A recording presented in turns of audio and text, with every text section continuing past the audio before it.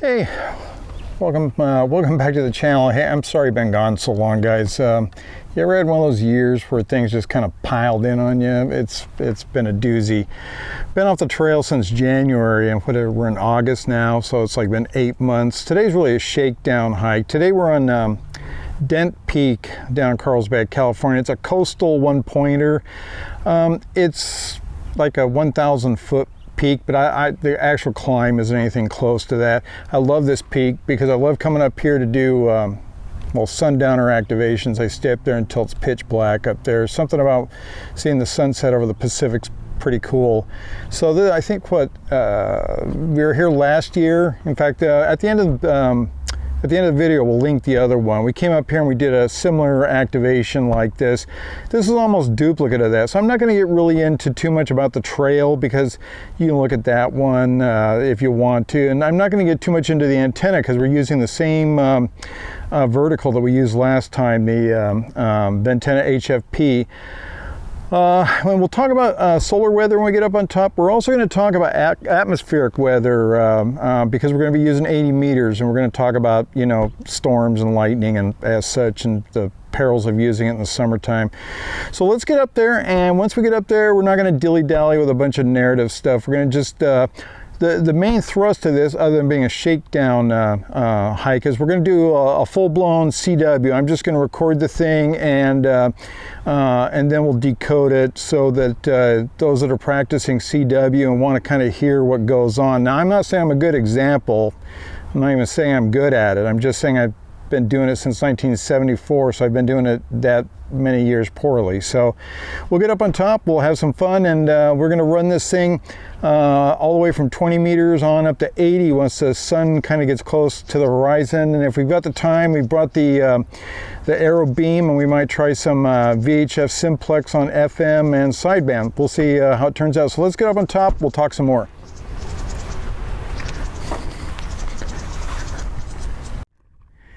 So we made it to Denk Peak, and this tends to be a kind of a combination hiker, mountain bike haven. As you can tell by the desolate surroundings, it's pretty beat down from all the foot traffic and bike traffic. It's real dicey in this area to run a long wire antenna because of all the bicycle activity and everything. So every time I come up here, I tend to run a vertical, and verticals aren't my favorite antenna, just no other reason. They're just not my favorite antenna. I really love wire antennas.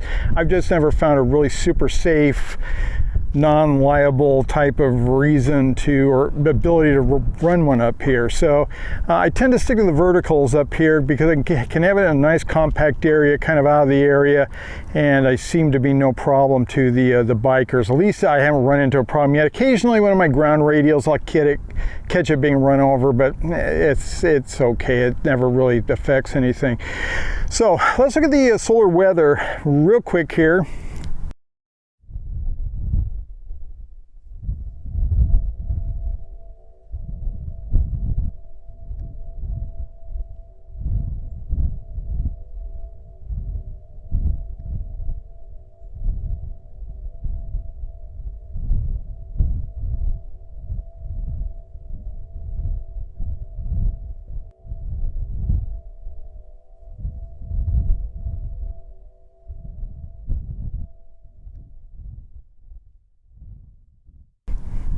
Okay, so in looking at it, I was really surprised. I brought it up this morning, and originally I planned on just doing a 40, 60, 80 meter sundown type of activation. But man, things look so good. I was talking about the 20 meters being good into the evenings. I elected to maybe let's do 20, 30, 40, 60, and 80 at the very end, and see how it goes. Now, the problem with 80 in summertime, as you know, is atmospheric noise from, all kinds of electrical sources, especially lightning. This is what the national radar look like right now. And as you can tell, there's some activity, and we even have some activity locally, but not a lot. So I'm kind of hoping, crossing my fingers, that it's not a static fest on 80 meters. We'll see. And you know, there's really no designated or common frequency everybody uses to activate on that. So I just picked the QRP frequency for 80 CW, and we'll try it over there. Last time we were up here last year, I think we made like 3 or 4 contacts. Hoping for a little bit better this time. Maybe, maybe not. Again, the antenna is the HFP vertical. I've got a link to that. I don't want to go over that again because boy, that antenna, you could spend 4 hours talking about it. So I'll link it. You can look at that. So why don't we do this? Why don't we get on to the activation and see who's out there?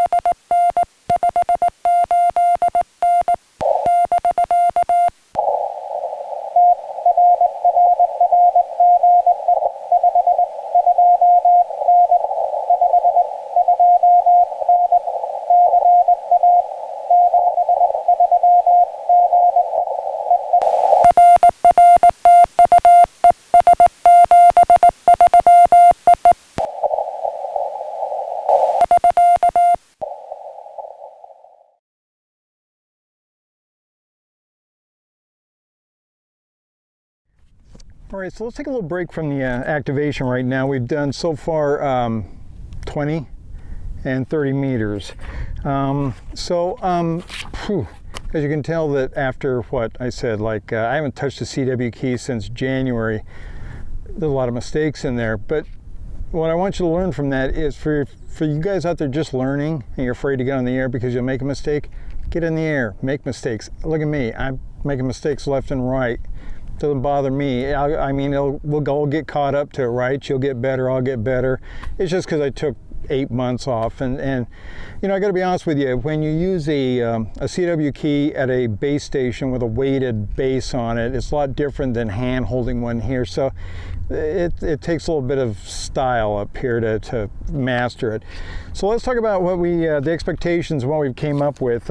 We made what 1, 2, 3, 4, 5, 6, 7, 8 contacts on 20 meters, one as far back as Canada. A lot of those were repeat stations. You probably noticed after midnight, it's like the page is wiped clean so they can contact me again. So a lot of those were repeat stations that waited till it was 000 UTC and then contacted me again.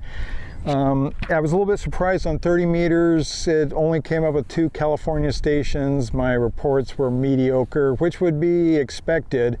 So it's all kind of coming along. One thing I would recommend for you guys is when you do a CW activation, a lot of times people become frustrated because they send out a CQ and they get a pile up and people are kind of like on top of one another, and we draw this broad stroke assumption that everybody's just kind of like piling on top of one another. You have to remember something.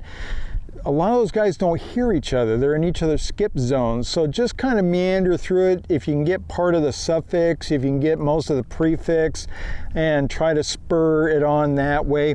Here's the problem with these activations, and you guys, well, a lot of you know a net station, for example. A net station running a net is usually a station that's well heard by everybody, and it's a loud station, can control the flow of the participants. On SOTA and POTA, for us QRP operators, we're the weakest station, so it's harder. So it's really easy, if you don't stay on top of it, for these to get out of control. So I guess my best advice is just try to keep it flowing. Eventually you'll work through all the call letters. Everybody will get their shot at you. And the one thing I would say is, remember, I always feel like I have a deal with the people who are chasing me. Don't just change bands or shut it off because you're getting frustrated. Those people that are trying to contact you are kind of like your partners in crime. And if they eventually learn that you're just going to shut off the radio eventually, they're not going to chase you anymore. So stick it out, get everybody done. Typically my rule of thumb, this sounds stupid, I know, but if I am sending out CQ for 5 minutes and there's been no reply, I move on. It's time to go to a different band. Don't get frustrated if you, like tonight we worked 20 meters first, and because we worked 20 meters first, that may have been part of the reason we didn't get a lot of 30 meter stuff, because everybody had already worked us on 20. Now when we go to 40, and I think I'm going to blow off 60, I don't know, something's just unthrilling about it right now, but when we go to 40 and 80 later, that's going to bring in a whole different array of stations that can hear us. On 80 meters, I was being well heard in the Los Angeles area, which on a clear day we can see, but we'll see how it goes tonight. But again, just have fun with it. If you're not having fun with it, well, I don't know what to tell you, man. So we're going to move on. Our next, now let's get back into the activation. We're going to go to 40 meters, and then I'm actually think I'm going to do my UHF, VHF, let the sun get down lower in the sky, and then we'll go to 80. So here we go, man.